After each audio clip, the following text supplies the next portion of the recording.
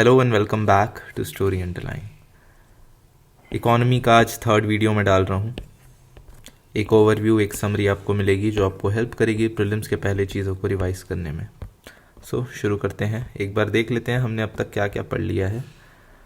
हमने देखा था economy, 4 primary factors of production, 3 main activities क्या क्या हैं, डिफरेंट सेक्टर्स ऑफ इकोनॉमी क्या क्या होते हैं, डोमेस्टिक प्रोडक्ट हम किसको बोलते हैं, वेज टू कैलकुलेट जीडीपी में आपको मैंने एक निमोनिक बताया था, वैल्यू एडेड मेथड के लिए फाइंड, इनकम मेथड के लिए रिम पीसी और एक्सपेंडिचर मेथड के लिए सिगरेट, CIGE आपको याद रखना है। जीडीपी एट मार्केट प्राइस क्या होता है, GDP plus NIT। GDP at factor cost क्या होता है, GDP at market price minus NIT। और हमने क्या देखा था, analysis of new measures of economic growth in India, 2015 के पहले की चीज़ें और बाद की चीज़ें। इंक्लूसिव ग्रोथ में हम आ गए थे। इसको डेवलप किसने किया था, साइमन कुजनेट्स, महबूब उल हक और Amartya Sen. They gave the concept of development and inclusive growth. हमने कुछ फीचर्स देखे थे, equity, poverty eradication, sustainable development और कैपेसिटी एनहांसमेंट। फॉरेन एक्सचेंज फिर हमने देखा, all those currencies which can not be printed by domestic central bank. Foreign exchange rate क्या होता है, 74 रुपीज़ पर डॉलर, है ना, rate at which domestic currency can be exchange with foreign currency. फिर हमने देखा था ways to determine exchange rate. हमने देखा फिक्स्ड और नॉमिनल और फ्लोटिंग एक्सचेंज रेट। डिप्रिसिएशन और एप्रिसिएशन में आपको कुछ चीज़ें याद रखनी है। जैसे डिप्रिसिएशन में क्या होता है, एक्सपोर्ट बढ़ जाते हैं, अगर हमारी करेंसी डिप्रिशिएट होती है तो एक्सपोर्ट बढ़ जाते हैं, और वैसे ही ऑपोजिट इसमें ले लो, है ना। कमोडिटी चीपर हो जाती है, फॉरेन कमोडिटी बिकम्स चीपर। अगर हमारी करेंसी अप्रिशिएट होती है तो फॉरेन कमोडिटी चीपर हो जाते हैं, उससे कारण हम उसकी ज़्यादा डिमांड करते हैं और उससे डिमांड फॉर फॉरेन करेंसी भी बढ़ जाती है। फिर हमने देखा फैक्टर्स जो इफेक्ट करते हैं डिमांड को, फैक्टर्स जो इफेक्ट करते हैं सप्लाई ऑफ डॉलर को। रियल एक्सचेंज रेट हमने देखा, इसमें आपको याद रखना है सेट ऑफ बंडल्स। उसके बाद हमने क्या देखा था, फिर हमने देखा था BOP क्राइसिस। इसमें हमने देखा करंट अकाउंट और कैपिटल अकाउंट, इसके हमने कुछ कंपोनेंट्स देखे। उसके बाद हमने देखा क्राइसिस के बारे में, क्यों हुआ था crisis, high fiscal deficit of both central and state government, very high inflation, very high current account deficit 4.3 था of GDP, very high amount of short term foreign loans to be paid within 1 year. उसके कारण क्या होता था, negative impact on investors confidence, को invest नहीं करना चाहता था। क्यों, क्योंकि ऑलरेडी बहुत हाई अमाउंट ऑफ लोन हमारे ऊपर है। गल्फ वॉर चल रही थी बिटवीन US एंड ईरान, उसके कारण क्या हो रहा था, इंक्रीज्ड क्रूड ऑयल प्राइसेस और reduced remittances. Increased crude oil prices और वैसे ही हमारा करंट अकाउंट डेफिसिट बहुत हाई था। क्यों, क्योंकि हमारा इंपोर्ट्स बहुत हाई थे क्रूड ऑयल और रॉ मटेरियल्स को लेकर। फिर हमने देखा, ये आप याद रखना आपको ज़रूरी है कि फॉरेन एक्सचेंज रिजर्व्स कंसिस्ट किसके किसके होते हैं, foreign currency, foreign bonds held by central bank, gold in bullion terms by RBI, SDR with IMF and savings of country with IMF। ठीक है, ये चीज़ आपको याद रखनी है। फिर हम आज बात करते हैं, फिर हम देखने वाले हैं इंडिया फ्रॉम 1947 टू 1921, मतलब अब तक 1947 से अब तक के। आपको एक चीज़ याद रखनी है, 1947 टू 1966, इसको हम बोलते हैं इनिशियल पीरियड और नेहरूवियन पीरियड। ठीक है, उसके बाद 1966 से 1980s तक इसको कहा जाता है रेट्रोग्रेशन का पीरियड चल रहा था। इसको बोला जाता है giving upon past gains. Next फिर आ जाता है 1980 टू 1990 तक का टाइम पीरियड, इसको बोलते हैं पीरियड ऑफ रिवाइवल। और उसके बाद आ जाता है 1991 में, यहाँ क्या होता है, रिफॉर्म्स आते हैं, LPG रिफॉर्म्स। ठीक है, 1947 टू 1966 इनिशियल पीरियड कहा जाता है और नेहरूवियन पीरियड कहा जाता है। 1966 to 1980 retrogression, giving upon past gains. 1980s और टू 1990s का टाइम पीरियड रिवाइवल का टाइम पीरियड होता है, और 1991 में आपको पता ही होगा रिफॉर्म्स आ जाते हैं, LPG रिफॉर्म्स। ये एक ओवरव्यू था, हम आगे बढ़ते हैं। India at the time of independence, inherited a अंडरडेवलप्ड economy with backward economic structure. इसके कुछ फीचर्स जैसे ओवर डिपेंडेंस ऑन एग्रीकल्चर था, 80% of the field they did monocropping, single crop cultivate करते थे, कल्टीवेटिंग सिंगल क्रॉप। कुछ दिक्कतें हैं मोनोक्रॉपिंग की, वो आप याद रख सकते हैं कि increased vulnerability to pest and disease attack. और क्या हो जाता है, absence of crop rotation leads to depletion of soil nutrients.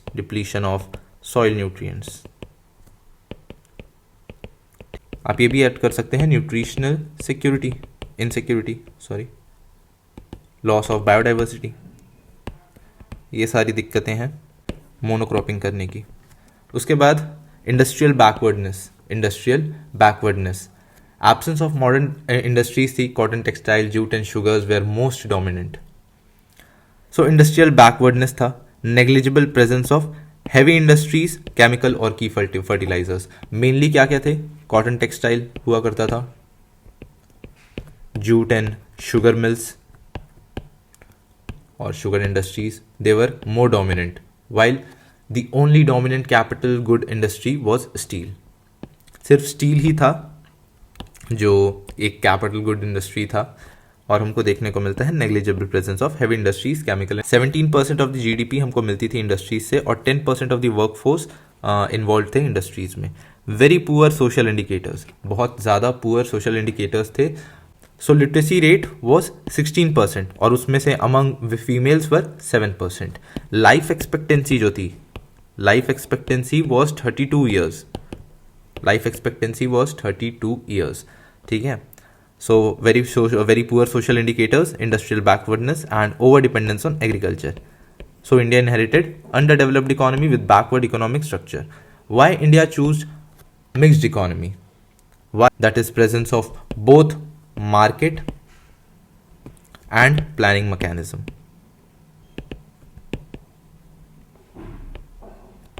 ठीक है, मिक्स्ड इकोनॉमी में क्या होता है, both market and planning mechanism, presence of both market and planning mechanism for allocation and distribution of resources. ये आपको याद रख लेना है, allocation and distribution of resources, ठीक है। Choose a mixed economy. Mixed economy क्या होती है, both market and planning mechanism plays key role for allocation and distribution of resources, आप याद रख सकते हैं। वाई मिक्स्ड, क्यों हमने mixed economy Lee. Why mixed? Subsistence economy in villages, fear of concentration of wealth, lack of ability of private sectors to develop large scale industries and requirement of balanced regional growth. ये हो गए mixed economy के reasons. ये भी चीज़ दिमाग में आती है कि why India didn't choose socialist economy। इसके कुछ रीजंस हैं, जैसे लैक ऑफ रिकॉर्ड्स थे, हमारे पास ज़्यादा रिकॉर्ड्स नहीं थे, प्लस फियर ऑफ रेजिस्टेंस था, प्लस लेस एडमिनिस्ट्रेटिव एबिलिटी थी, पॉलिटिकल कंसेंसस भी बोल सकते हैं, लैक ऑफ पॉलिटिकल कंसेंसस। और एक और रीज़न आप लिख सकते हैं कि गवर्नमेंट रिस्पॉन्सिबिलिटी नहीं लेना चाहती थी to develop even small scale firms, small scale firms की रिस्पॉन्सिबिलिटी गवर्नमेंट नहीं लेना चाहती थी। So why didn't India choose socialist economy, lack of records, fear of resistance, less administrative ability, political consensus, lack of political consensus and government didn't want to take responsibility of even developing small scale sectors और small scale firms. तो ये हमने कुछ reasons देखे। सो बात करते हैं अब डेवलपमेंट इन इनिशियल फेज। जैसा कि मैंने बताया कि India chose a mixed economy, so इसमें क्या क्या, इसके फीचर क्या क्या है, both market and planning mechanism plays the key role, है ना। तो प्लानिंग मैकेनिज्म में हमको देखने को मिलता है 5 year plan. First 5 year plan जो था 1951 टू 1956 तक के लिए, इसको हेरोल्ड डोमार मॉडल भी कहा जाता है, हेरोल्ड डोमार मॉडल। इसमें हमने देखा कि growth of GDP by increasing savings पर हमारा फोकस था। It suggested growth of GDP by increasing growth of saving. GDP बढ़ाएंगे कैसे, सेविंग्स बढ़ा के। फोकस इसका था एग्रीकल्चर पे, इंडस्ट्रियल डाइवर्सिफिकेशन पे, agriculture, industrial diversification plus infrastructure भी आप लिख सकते हैं, प्लस इंफ्रास्ट्रक्चर, ठीक है। टारगेटेड ग्रोथ था जीडीपी का 2.1, पर हमने अचीव क्या किया, 4.6%। बहुत ज़्यादा नहीं है, क्यों या फिर कैसे, बहुत ज़्यादा हाई गवर्नमेंट एक्सपेंडिचर हमको देखने को मिलता है ऑन इंडस्ट्रियल डेवलपमेंट पर, ऑन इंडस्ट्रियल डेवलपमेंट। और क्या क्या है, growth due to pent up demand, pent up demand, ये बहुत अच्छा कंसेप्ट है। जैसा कि एक मिनट, पेंटअप डिमांड क्या होता है, ब्रिटिशर्स जो थे, they restricted Indians on various commodities, कि आप इस पर ट्रेड नहीं कर सकते, आप ये चीज़ें नहीं खरीद सकते। एंड व्हेन दिस रेस्ट्रिक्शन जो था वो हट गया, तब क्या हुआ, लोगों ने खूब डिमांड करी और खूब कंज्यूम किया। सो इसको बोला जाता है पेंट अप डिमांड। जो डिमांड रेस्ट्रिक्टेड थी एक्सटर्नल फैक्टर के कारण, इसमें एक्सटर्नल फैक्टर कौन है, ब्रिटिशर्स, है ना। Britishers restricted Indians on various commodities and when this restrictions were removed demand went high. So इसको कहा जाता है पेंट अप डिमांड। सो हम क्या देख रहे थे, एक्चुअल ग्रोथ अचीव्ड वाज 4.6%। इसके हम रीजंस देख रहे थे। तो क्या क्या था, वेरी हाई गवर्नमेंट एक्सपेंडिचर पहला रीजन था, दूसरा reason was pent up demand, और तीसरा reason was impact of very low growth rate in past. इसके कारण क्या हुआ, it created high base effect. Second 5 year plan, जिसका टाइम पीरियड था 1956 टू 1961, इसको नेहरू महलनोबिस मॉडल भी कहा जाता है। इनका फोकस था लार्ज स्केल इंडस्ट्रीज पर, कैपिटल इंटेंसिव टेक्नोलॉजी पर। और क्या हमने देखा, very high import of food and industrial products और इंडस्ट्रियल इनपुट्स हमको देखने को मिलता है। सो इसीलिए हमने डिसाइड किया we will develop import substitution industrialization. Import substitution मतलब क्या होता है, हमको ऐसे इंडस्ट्रीज डेवलप करने हैं जो ऐसी चीज़ें, ऐसी कमोडिटीज़ प्रोड्यूस करेंगी, ऐसे कमोडिटीज़ प्रोड्यूस करेंगे जिसके कारण हमको इंपोर्ट कम करना पड़ेगा। सो बस यही है इंपोर्ट सब्सटीट्यूशन इंडस्ट्रियलाइजेशन का मतलब। क्यों, क्योंकि हमारा ऑलरेडी बहुत ज़्यादा हाई इंपोर्ट चल रहा था फूड और इंडस्ट्रियल इनपुट्स का, which also led to first recession of India in 1957-1958। ठीक है, 1957 और 1958 में फर्स्ट रिसेशन आया इंडिया में, due to very high import of food and industrial inputs. So import substitution industrialization हमको डेवलप करना था, also because producing commodity by borrowing loans from foreign countries is not considered being self sufficient हमको बनना है। और अगर हम produce कर रहे हैं कमोडिटीज बाय टेकिंग और borrowing loans from foreign country, तो ये सेल्फ सफिशिएंसी की बात तो नहीं चल रही है। कंज्यूमर गुड्स इंडस्ट्रीज जो थे, that should be developed by private sector. और जो गवर्नमेंट है वो किस पर ध्यान देगी, हैवी इंडस्ट्रीज पर, लार्ज स्केल इंडस्ट्रीज पर, या फिर कैपिटल इंटेंसिव टेक्नोलॉजीज पर। इस पर हम देखते हैं targeted growth rate of GDP हमने टारगेट किया था 4.5% का, बट ग्रोथ जो अचीव हुई थी वो थी 4.2%। नेक्स्ट आ जाता है थर्ड 5 ईयर प्लान। इसका टाइम पीरियड है 1961 टू 1966। इसको गाडगिल योजना भी कहा जाता है। हमने देखा first 5 year plan Harrod Domar model, second 5 year plan Nehru Mahalanobis model, और थर्ड 5 ईयर प्लान गाडगिल योजना। ये याद रखें कि गाडगिल योजना was first critic of Indian planning. So क्या हो रहा था, पॉवर्टी केप्ट इंक्रीजिंग, हमको देखने को मिला failure of trickle down theory, continuous shortage of food. Trickle down theory failure हमको 1960 में हमको देखने को मिला था। जैसा कि मैंने बताया 1960 में 3 लोगों ने डेवलप किया इंक्लूसिव ग्रोथ और डेवलपमेंट का कंसेप्ट। कौन कौन थे, Simon Kuznets, Mehboob ul Haq and Amartya Sen. ये 3 लोगों ने डेवलप किया 1960s के टाइम पीरियड पर क्या concept of development and inclusive growth. और क्या था, इस टाइम पे वॉर और पॉलिटिकल इंस्टेबिलिटी चल रही थी। जैसे 1962 में चाइना के साथ वॉर चल रहा था, 1965 में पाकिस्तान के साथ वॉर चल रहा था, और क्या क्या पॉलिटिकल इंस्टेबिलिटी थी। क्यों, क्योंकि Shastri ji passed away when in 1966। So political instability, wars हमको देखने को मिलते हैं। और क्या चल रहा था ये भी आप याद रख सकते हैं कि एग्रीकल्चर में ड्रॉट आया था 1965 में और 1966 में। ये एक अच्छा फैक्ट है, आप याद रखें। और क्या क्या चीज़ें थी, बीओपी पर प्रॉब्लम चल रही थी हमारे साथ, बीओपी बैलेंस ऑफ पेमेंट पर। जैसा कि आपको पता ही है बहुत ज़्यादा हम इंपोर्ट कर रहे थे चीज़ों को, इसलिए। और क्या था, पुअर परफॉर्मेंस हमको देखने को मिलता है, poor performance of small scale industries. So ये सारी चीज़ें थी जो हम फेस कर रहे थे थर्ड 5 ईयर प्लान में गाडगिल योजना के टाइम पर।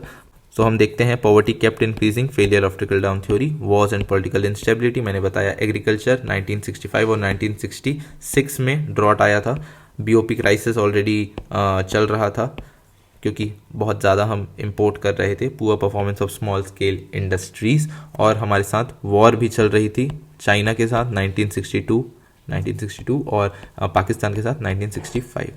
सो ये हमने देखा थर्ड 5 ईयर प्लान। उसके बाद 1966 टू 1980 हम एक्सपीरियंस करते हैं structural retrogression, means worst than past. ये रिफ्लेक्ट होता है किसमें? एवरेज जीडीपी जो थी वॉज 3.3% पर एनम। और क्या क्या थे रीजंस? लॉट ऑफ डिस्टर्बेंस हम फेस कर रहे थे, और क्या था? लैक ऑफ ग्रोथ हमको देखने को मिलती है जो रिफ्लेक्ट होती है एवरेज जीडीपी वॉज 3.3% से। जो इंडस्ट्रियल ग्रोथ थी that came down to 4% per annum. सो ये सारी चीज़ें हम देखते हैं, इसलिए इसको स्ट्रक्चरल रेट्रोग्रेशन का पीरियड कहा जाता है। Worst than past, this period was worse than past. So कुछ रीजंस थे for structural retrogression: excessive restriction, rigidity of licensing system, entry में, एक्सपेंशन में, एग्जिट में, ये सब चीज़ों में हमको लाइसेंस की ज़रूरत पड़ती थी। आज हमको क्या देखने को मिलता है? Ease of doing business, single window clearance, है ना, ये सब चीज़ें आज हमको देखने को मिलती है। पहले क्या था? एक्सेसिव रिस्ट्रिक्शन था। Poor performance of public sector, by 1970 performance of public sector started falling. Poor choice of raw materials, कोई एक पब्लिक सेक्टर को बोला जाता था कि आप अपने रॉ मटेरियल्स दूसरे पब्लिक सेक्टर फर्म से या इंडस्ट्री से लें। Poor pricing strategy, why? Due to political populism. और क्या क्या रीजंस थे?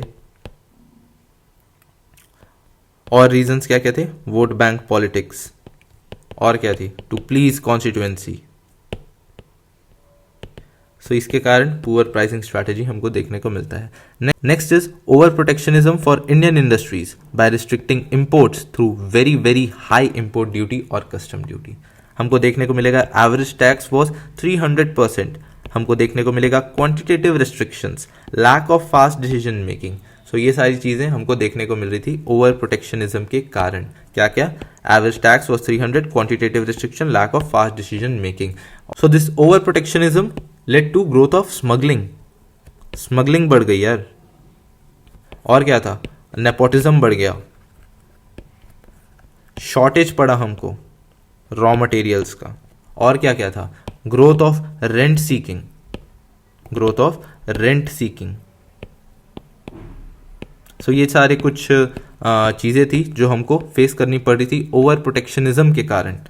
नेक्स्ट हमको देखने को मिलता है restrictions on operational decision of even private sectors. Government control price, government control quality, government also controlled specifications कि आपको कितने लेंथ की, कितने विड्थ की, कितने हाइट की स्टील शीट्स प्रोड्यूस करनी है ना। So restrictions on operational decision. Next कुछ रीजन थे जैसे एमआरटीपी एक्ट और फेरा एक्ट ऑफ 1973। इसकी बात हम आगे बहुत अच्छे से करेंगे, आप टेंशन मत लीजिए। उसके बाद हम देखते हैं, ये हम क्या देख रहे थे? Reasons for structural retrogression 1966 to 1980। Last plan हमने देखा था थर्ड 5 ईयर प्लान, जिसको गाडगिल योजना कहा जाता है। नेक्स्ट हम देखते हैं 1966 to 1969। There was plan holiday, there was hardly any plan 1966 to 1969। उसके बाद फोर्थ 5 ईयर प्लान आया कब? 1969 से 1974 तक के लिए। इंदिरा गांधी जी का टाइम पीरियड चल रहा था। इसमें हमारा फोकस था स्टेबिलिटी एंड रिलायंस पर। अगर आपको मैं टाइम पीरियड बताऊं तो हमने देखा 1966 टू 1969 वाज प्लान हॉलीडे। यहाँ पे ज़्यादा कोई प्लान नहीं आए थे, there was hardly any plan. उसके बाद 1969 में 1969 से 1974 तक के लिए आया फोर्थ 5 ईयर प्लान, जो हम अभी देख रहे हैं। इस पर हमारा फोकस था स्टेबिलिटी एंड सेल्फ रिलायंस पर। 14 major banks were nationalised. Green revolution, green revolution का क्रेडिट किसको जाता है? MS स्वामीनाथन को, who is father of green revolution. ठीक है। इंडो पाक वॉर चल रही थी 1971 की। फैमिली प्लानिंग टारगेट्स हमको देखने को मिले और ग्रोथ रेट वॉज 3.3%। नेक्स्ट आया 5 ईयर प्लान। गरीबी हटाओ पर इसका फोकस था, साथ में एम्प्लॉयमेंट जनरेशन, जस्टिस, एग्रीकल्चर और डिफेंस पर भी इसका फोकस था। हमको मिनिमम नीड्स प्रोग्राम का इनिशिएशन भी 5th 5 ईयर प्लान से देखने को मिलता है। Growth rate 5th 5 year plan की क्या थी? 4.8% and it was terminated in 1978 by newly elected Morarji Desai government. 1978 में the 5th 5 year plan was terminated. 1980 to 1990 period of revival when Indira Gandhi ji came back to power in 1980। हमने देखा था कि 5th 5 year plan was terminated in 1978 by newly elected Morarji Desai government. So 1980 में Indira Gandhi ji came back to power.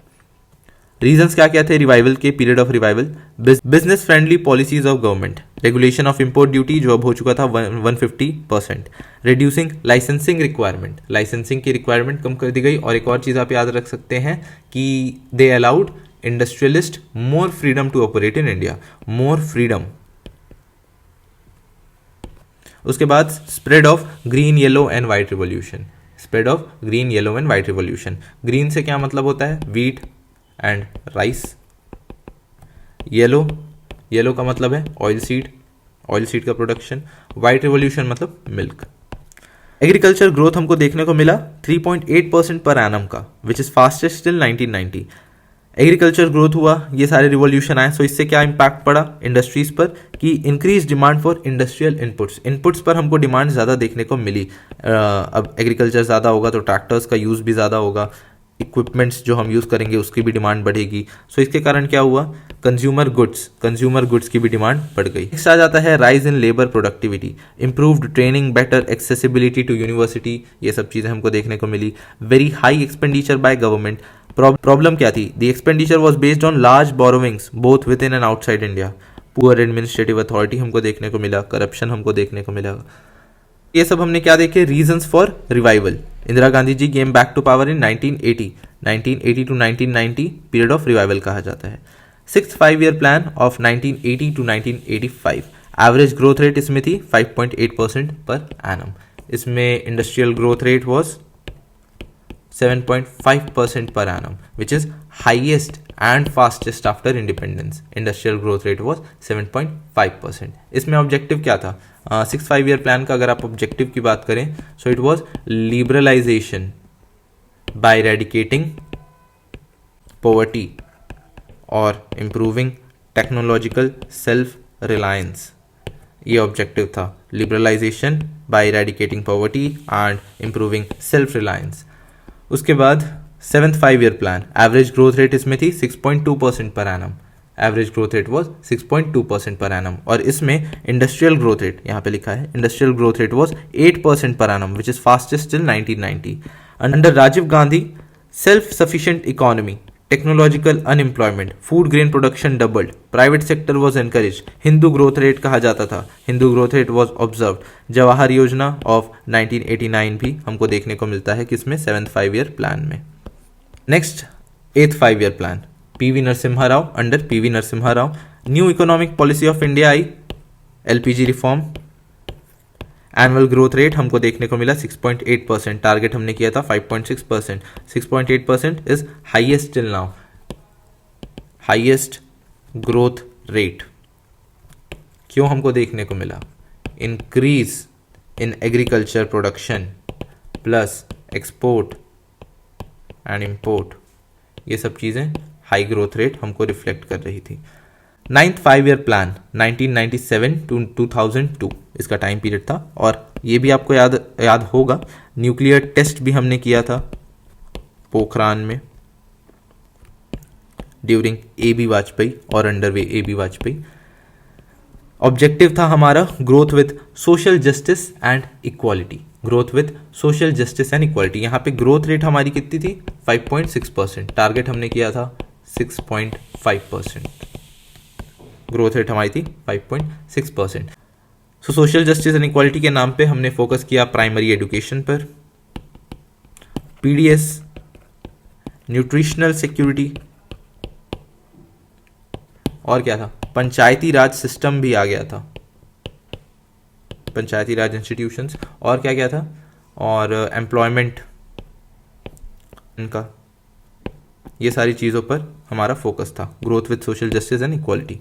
10th 5-year plan 2002 to 2007 under A B Vajpayee and Manmohan Singh. यहाँ पे growth rate हमको देखने को मिला 7.6%, टारगेट हमने किया था 8.0%। Next is 11th 5-year plan 2007 to 2012 under Manmohan Singh by C Gopalachari. Rapid and more inclusive growth पर फोकस था हमारा, rapid and more inclusive growth. 11th 5-year plan में हमको देखने को मिलता है अनेमिया पर काम, अनेमिया पर हम काम कर रहे थे, क्लीन वाटर पर काम कर रहे थे, इलेक्ट्रिसिटी, टेलीकम्युनिकेशन, ये सारी चीज़ें थी। और अगर मैं कुछ बताऊं तो हेल्थ पर भी आप लिख सकते हैं, एडुकेशन पर काम कर रहे थे, रैपिड डेवलपमेंट पर फोकस था, यही सारी चीज़ें थी 11th 5-year plan के अंदर। 12th 5-year plan under Manmohan Singh it was faster and more sustainable and more inclusive. So हमने देखा India from 1947 to present times. मिलते हैं अगले वीडियो पे जो होगा इकोनॉमिक रिफॉर्म्स पर, एलपीजी रिफॉर्म्स पर। तो तक के लिए all the best, thank you.